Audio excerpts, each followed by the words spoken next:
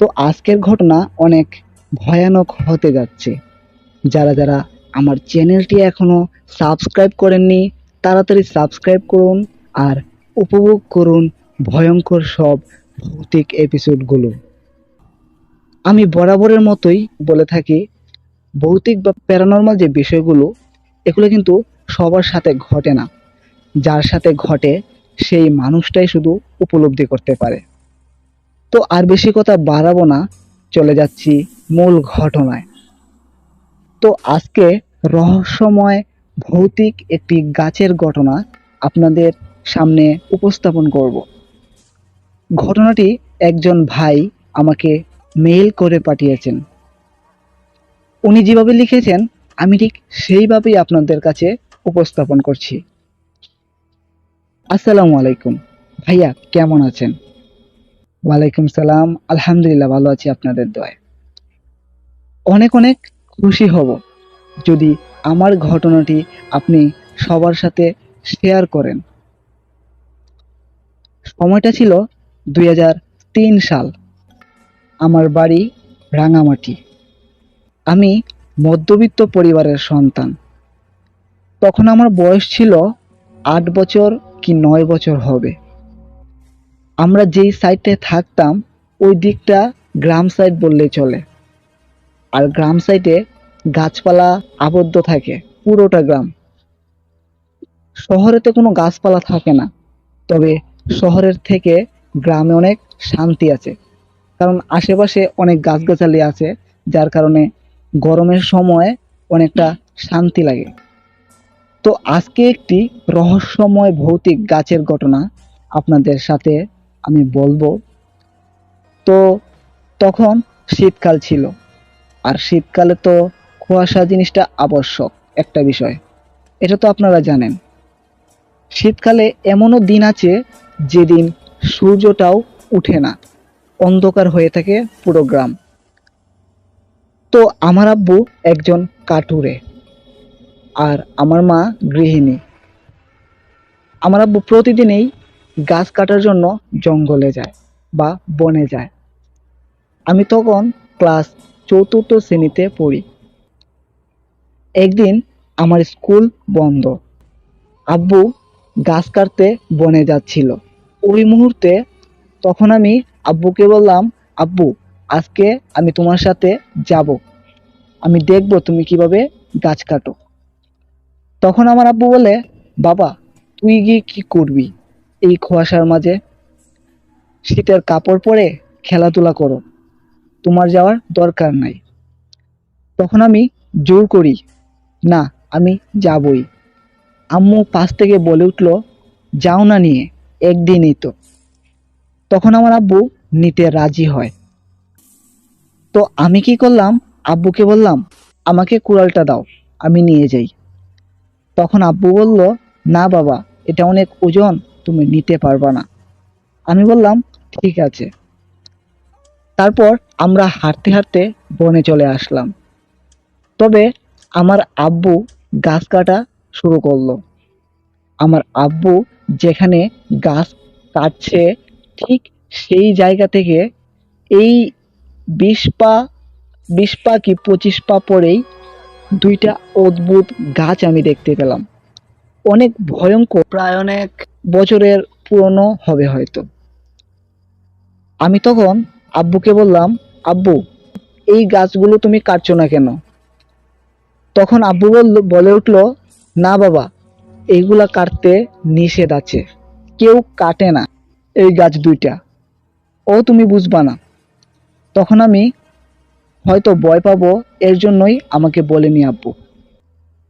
তখন আব্বু আমাকে বলে, তুমি ঠিক এখানে বসে থাকো, কোথাও যেও না, ওই গাছের দিকেও তুমি যেও না। কিন্তু আমি তো একটু চঞ্চল টাইপের ছেলে ছিলাম। আমি কি করলাম, আব্বু যখন আমাকে ভাঙিয়ে কিছু বলেনি, তাহলে আমি ভয় পাবো কেন, বা আমাকে ভয়ের কিছুও আব্বু মিন করে বলেনি। আমি হাঁটতেছি, হাঁটতে হাঁটতে ওই দুইটা গাছের দিকে চলে এসেছি। আমার আব্বুকে গাছ কাটায় আমি রেখে চলে আসছি। ওই দুইটা গাছ দেখতে অনেক অদ্ভুত লাগলেও একটা জিনিস আমার খুব ভালো লেগেছে। আপনারা হয়তো চিনে থাকবেন, পাখি মারার জন্য গাছের ডাল দিয়ে যে গোলাইন বানানো হয়, এমন একটা ডাল দেখেছি আমি ওই দুইটা গাছের মধ্যে একটা গাছে। তখন আমি ভাবলাম, আব্বুকে বললে তো জীবনেও দিবে না আমাকে। আমার পাখি শিকার করার অনেক ইচ্ছা, তাই কি করলাম, ওই পুরনো গাছটায় উঠে পড়লাম। উঠে ওই ডালটা হাত দিয়ে ভেঙে ফেলি। ভাঙার সাথে সাথে আমি অনুভব করতে পারলাম আমার শরীর থরথর করে কাঁপছে, আর আমার ভিতরে কি জানি প্রবেশ করলো। আমার মনে হচ্ছে পুরো দুনিয়াটা যেন ঘুরছে অনেক স্পিডে। কিছুক্ষণ শরীরে কম্পনের ফলে আমি ওই গাছের একটা ডালে আমার মাথাটা ঠুকে যায়, যার জন্য আমি সেন্সলেস হয়ে পড়ি। আমি তখন আর কিছু বলতে পারিনি। তখন ওই দিকে আমার বাবা গাছ কাটা রেখে পিছনে তাকিয়ে দেখে আমি এখানে নেই। তখন আমার বাবা অনেক টেনশনে পড়ে যায়। শীতের দিন, তাও কুয়াশায় ভরপুর, আমি কোথায় খুঁজবো? তখন আব্বু আমাকে ডাকতে শুরু করে, না পেয়ে অনেক চিন্তায় পড়ে যায়। তখন আব্বু ভাবলো, দেখি তো ওই দিকটায় একবার, ওখানে আবার গেল নাকি। তখন আমার আব্বু ওই গাছটার নিচে যায়। তখন আমার আব্বু অনুভব করতে পারে কিছু একটা ওনার পিছন দিয়ে গিয়েছে। এত স্পিডে গিয়েছে যার কারণে আমার আব্বুর মনে অনেকটা ভয় চলে আসে, গায়ের লোম দাঁড়িয়ে পড়ে। ঠিক তখনই ঢাল ভাঙার একটা শব্দ শুনতে পায় আমার আব্বু। আব্বুর মাথা বরাবর এত বড় ডাল যদি আব্বুর মাথায় পড়তো, তাহলে হয়তো আব্বু ওইখানেই মারা যেত। আব্বু তখন কি করলো, উপরে তাকিয়েই একটা গড়ান দিয়ে অনেকটা দূরে সরে যায়, আর নয়তো ওই গাছটা আব্বুর মাথায় পড়তো। এমন সময় আব্বুর খেয়াল যায় পুরনো গাছটার একটা ডালের ফের দিয়ে একটা হাত দেখা যাচ্ছে। হাতের মধ্যে একটা ঘড়ি। ঘড়ি দেখে চিনতে পেরেছিল ওইটা আমার ছেলে হবে।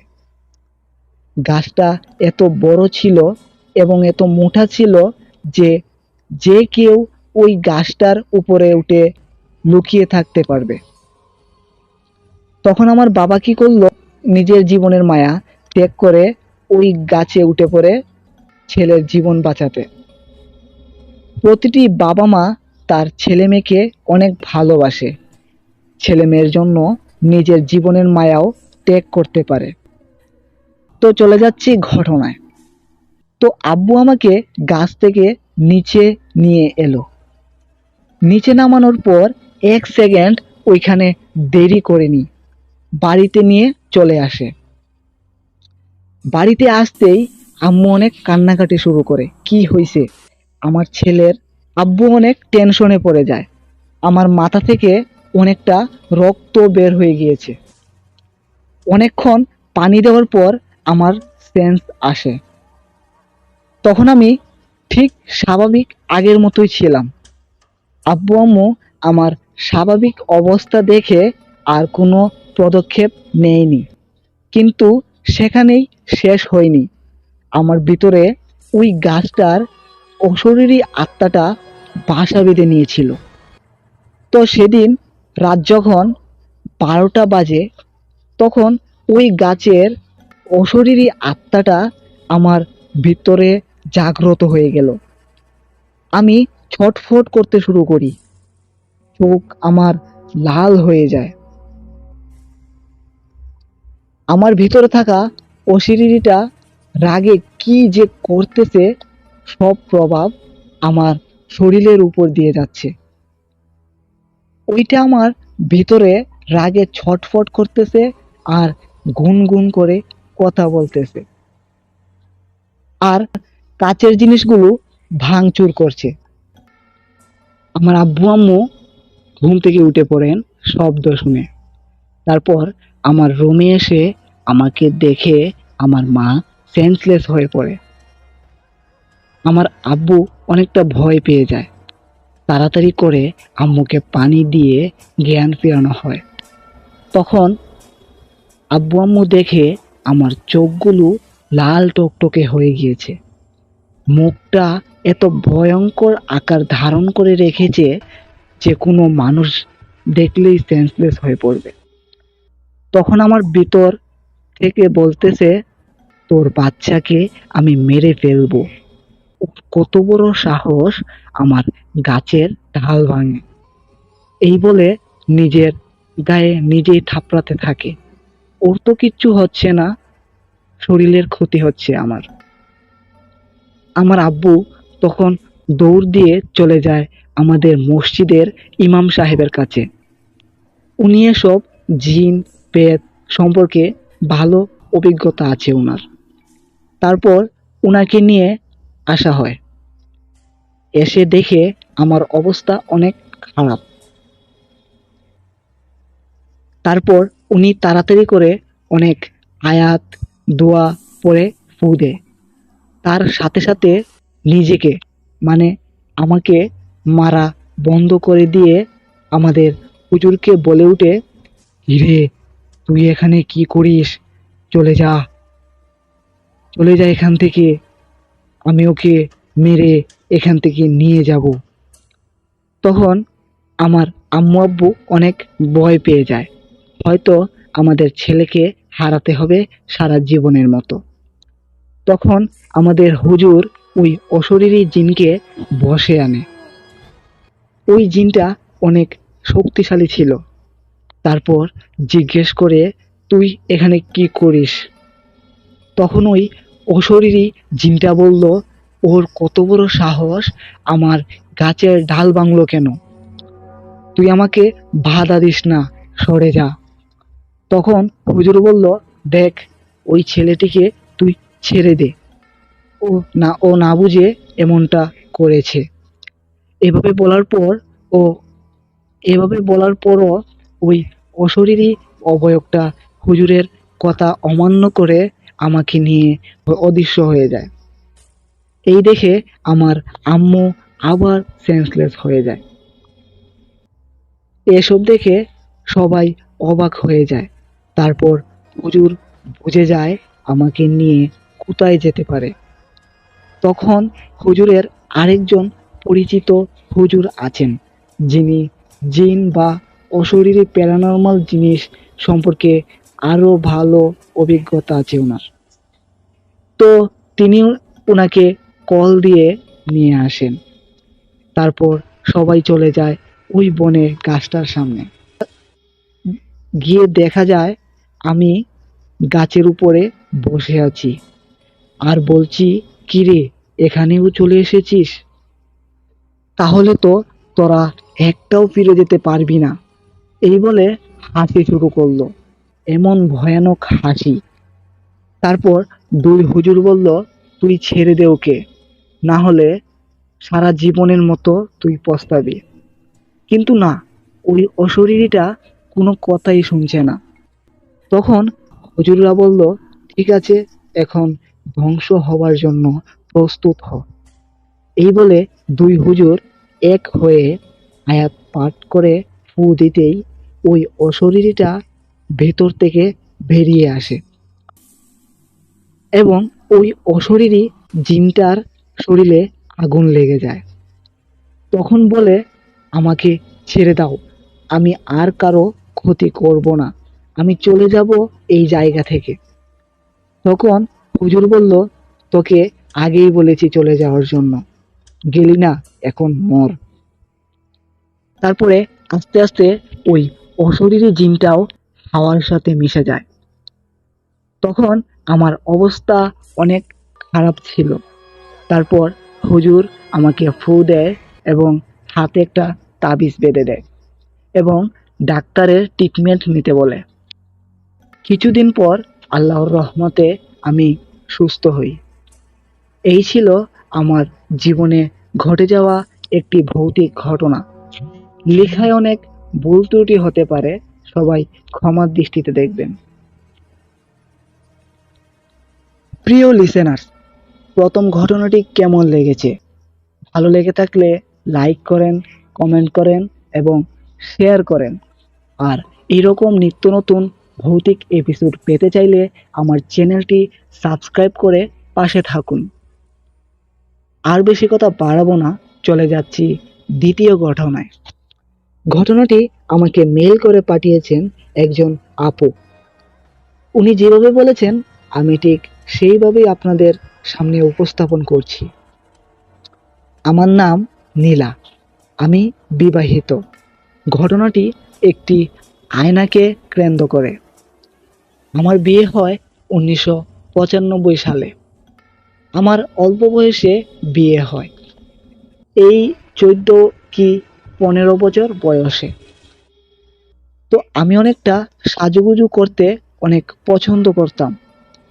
অল্প বয়সে বিয়ে হওয়ায় সংসার জিনিসটা বুঝতাম না, সারাদিন সাজুগুজু নিয়ে পড়ে থাকতাম। তো আমার যার সাথে বিয়ে হয়েছে সে মাছ ধরতো, মানে সে জেলে ছিল। তো আমার বিয়ে হওয়ার আগে আমার আব্বু আম্মু কোনো শখ আমার অপূর্ণ রাখেননি, আর কাজ তো করতেই দেয়নি। বিয়ের পর রান্না করা, বাসন ধোয়া এগুলা ভালো লাগতো না। বিয়ের আগেই হয়তো ভালো ছিল, বিয়ের পরও বিয়ের আগের অভ্যাসটা রয়ে গেল আমার। সাজুগুজু করার জন্য মেয়েদের একটা জিনিস আবশ্যক, যেটার নাম হলো আয়না। এই আয়না নিয়ে অনেক বিপত্তিতে পড়তে হয়েছিল। আমার বরের বাড়িতে আয়না ছিল না। আমার বাড়ি থেকে যে আনবো তাও আমার বর আনতে দেয়নি। জেলে হলে কি হবে, ওর মনটা অনেক ভালো ছিল। আমি একদিন আমার বরের কাছে একটা বড় আয়না আবদার করে বসি। সে রাজি হয় দিবে কিনে। কিন্তু কিছুদিন পর, মাছ মেরে আর কত টাকা পাওয়া যায়, সংসারটা চলে, তাও না করেনি সে। একদিন আমার বর কি করলো, বড় সমুদ্রে যায় মাছ ধরার জন্য। তো যেই জাল ফেলে মাছ ধরার জন্য, অমনি প্রথম টানে ভালোই মাছ পড়েছিল, কিন্তু দ্বিতীয় টানে ঝাল দ্বিতীয় টানে জাল অনেক ভারী ভারী লাগছিল। তারপর 4-5 জন মিলে টান দিতে লাগলো, মনে করেছিল বড় মাছ হয়তো পড়েছে জালে। কিন্তু অবাক করা একটা বিষয় হলো, জালে একটা বড় একটা আয়না উঠে এলো। অনেক সুন্দর কাজ করা একটা আয়না, নকশা করা একটা আয়না। তখন আমার বর অনেকটা খুশি হয়ে যায়। আমি খুশি হব এটা বাড়িতে নিয়ে গেলে। যেই এই আয়নাটি বাড়িতে আনা হয় আমি তো খুশি, কিন্তু তখন থেকে ভৌতিক কাণ্ডকলাপ শুরু হয়ে যায়। তো আমি তো অনেক দেখি আয়নাটাকে, ভালো লাগে আমার, কিন্তু ভয়ের বিষয়টা হলো ওই আয়নার ভিতর একটা খারাপ জিনকে বন্দি করে রাখা হয়েছিল। আমরা বুঝতে পারিনি। একদিন আমি আয়না দেখে দেখে চিরুনি দিয়ে চুল আঁচড়াচ্ছিলাম।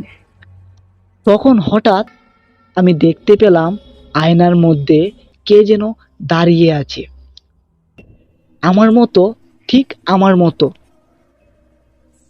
তখন কখন বিষয়টা বুঝতে পারলাম, যখন আমি হাসতে হাসতে চুল আঁচড়াচ্ছিলাম, তখন ভিতরে থাকা আমার মতো মানুষটা রাগী হয়ে আমার দিকে তাকিয়ে আছে। ঠিক তখনই বিশ্রী একটা মুখ আয়নার সামনে ভেসে ওঠে। আমি দেখে চিৎকার দেই। চিৎকার দিতেই আমার শাশুড়ি, শ্বশুর শাশুড়ি আমার বর চলে আসে। আসতেই ওই মুখটা চলে যায়। আমার বর এসে জিজ্ঞেস করলো কি হইছে। তখনই আমি হাত দিয়ে আয়নাটিকে দেখাচ্ছি আর বলছি আয়নার ভিতর কিছু একটা আছে।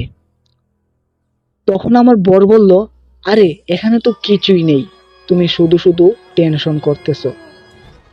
আরেকটা কথা বলে রাখি, আমি কিন্তু তখন ভূত এফএম শুনতাম।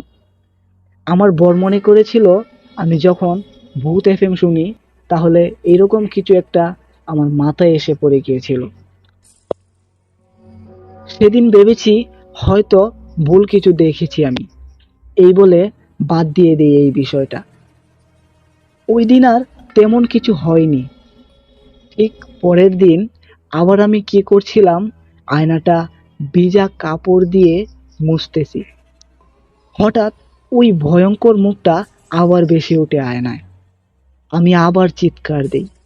তখন ওই আয়নার ভেতর থেকে ওই বিশ্রী মুখ জিনটা আমাকে বলল, ভেঙে ফেল এই আয়নাটা, আর না হলে তোকে মেরে ফেলবো আমি। তখন আমি অনেকটা ভয় পেয়ে যাই। বাড়ির সবাই আবার চলে আসে আমার সামনে। এসে আমার কথা কেউই বিশ্বাস করে না। সবার ভাবনা আমি ভুল কিছু দেখেছি। তো একদিন রাতে আমি ঘুমাচ্ছিলাম, তখন হঠাৎ আমার কানে একটা শব্দ ভেসে আসে। শব্দটা হলো, এই আয়নাটা ভেঙে ফেল, আর না হলে তোদের সবাইকে মেরে ফেলবো। মানে ওই দিন রাতে আমি ঘুমাতেই পারছিলাম না, ওই শব্দটা বারবার আমার কানে ভেসে উঠছে, ওই আয়নাটা ভেঙে ফেল, আর না হলে তোদের সবাইকে আমি মেরে ফেলবো। তখন ভাবলাম দরকার নাই আমার এরকম আয়নার। ঘুম থেকে উঠে পড়ি, হাতে বড় একটা লাঠি নেই। আমি যাই ওই আয়নার সামনে, মানে আমি বড় একটা লাঠি নিয়ে আমি ওই আয়নার সামনে যাই। ঠিক তখনই আমার বর আমাকে পাশে না পেয়ে উঠে পড়ে আমার পিছনে পিছনে আসছে। তখন ওই আয়নার ভিতর থেকে ওই জিনটা হাসছে আর বলছে, ভেঙে ফেল, ভেঙে ফেল এই আয়নাটা। তখন যেই আমি বাড়ি দিব ওই আয়নাটায়, ওই মুহূর্তে পেছন থেকে আমার বর লাঠিটা ধরে ফেলে আর বলতেছে, এই তুমি কি করতেছো, কি পাগলামো করতেছো, তুমি এত সুন্দর আয়নাটা কেন ভাঙতে যাচ্ছ? তারপর আমি বলি, তোমরা তোমরা তো কেউই আমার কথা বিশ্বাস করো না। আয়নার ভিতর একটা বিশ্রী মুখলা জিন আছে। ওই মুখটা এত ভয়ঙ্কর আমার চোখের সামনে বারবার ভেসে ওঠে। তখন আমার বর বলে ওঠে, আচ্ছা তুমি চিন্তা কইরো না, কাল আমি একজন তান্ত্রিককে নিয়ে আসব। আমার জানা মতে একজন তান্ত্রিক আছে, তুমি এখন শুয়ে পড়ো। ঠিক পরের দিন আমার বর একজন তান্ত্রিককে নিয়ে আসেন। উনি এসেই বুঝে যায় আয়নাটায় কি আছে। ঠিক তখনই ওই তান্ত্রিকটা বলে, এই আয়নার ভিতর ভয়ঙ্কর একটা জিন আছে, যেটাকে আবদ্ধ করে রাখা হয়েছে। এটা বাহির হইলেই সবাইকে মেরে ফেলবে। যেখান থেকে নিয়ে এসেছো সেখানে ফেলে দিয়ে এসো। এই বলে আমার হাতে একটা তাবিজ বেঁধে দিয়ে যায় ওই তান্ত্রিক। তারপর এই দিনেই আয়নাটাকে সাগরে ফেলে আসার সিদ্ধান্ত নেয় আমার বর। ঠিক সেই দিনেই ওই আয়নাটা নিয়ে যায় ওই সমুদ্রের মাঝে। তারপর এই দিনেই ওই আয়নাটা সাগরে ফেলে দিয়ে এসে, তারপর থেকে আর এইরকম কোনো ভৌতিক বিষয় আমার সাথে ঘটেনি। এই ছিল আমার জীবনে ঘটে যাওয়া ভৌতিক ঘটনা। আমার লেখায় হয়তো অনেক ভুল ত্রুটি হতে পারে, সবাই ক্ষমার দৃষ্টিতে দেখবেন। তো প্রিয় লিসেনার্স, ঘটনাটি আপনাদের কাছে কেমন লেগেছে? আশা করছি অনেক ভালো লেগেছে। যদি ভালো লেগে থাকে তাহলে অবশ্যই লাইক দিন, কমেন্ট করেন এবং শেয়ার করেন। এই রকম নিত্য নতুন ভৌতিক এপিসোড পেতে চাইলে আমাদের চ্যানেলটি সাবস্ক্রাইব করে পাশে থাকুন। আর আপনারা যদি চান আপনাদের জীবনে ঘটে যাওয়া ভৌতিক ঘটনা আমাদের কাছে শেয়ার করতে পারেন। আমরা আমাদের লিসেনার্সদের কাছে আপনার ঘটনাগুলো যদি শেয়ার করার উপযোগী হয়, আমরা অবশ্যই সেই ঘটনাটি আমাদের লিসেনার্সদের কাছে শেয়ার করব। আমি আমার ডেসক্রিপশন বক্সে আমার মেল দিয়ে দিচ্ছি এবং হোয়াটসঅ্যাপ নাম্বার দিয়ে দিচ্ছি। আপনাদের ঘটনা এখানে সেন্ড করতে পারেন। তো আজকের মতো বিদায় নিচ্ছি। দেখা হচ্ছে সামনের কোনো এপিসোড নিয়ে। হতে পারে পরবর্তী এপিসোডটি বা পরবর্তী ঘটনাটি আপনার। সবাই ভালো থাকবেন, সুস্থ থাকবেন। আসসালামু আলাইকুম।